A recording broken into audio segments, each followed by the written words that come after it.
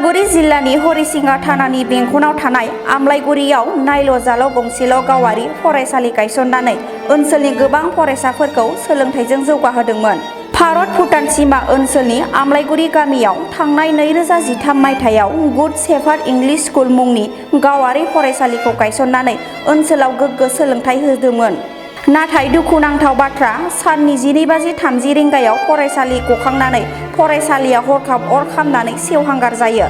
हरिसिंगा थानानि police फैनानै नायसंफैयो आरो जाथाया माबोरै जानो मोनखो नायबिजिरो।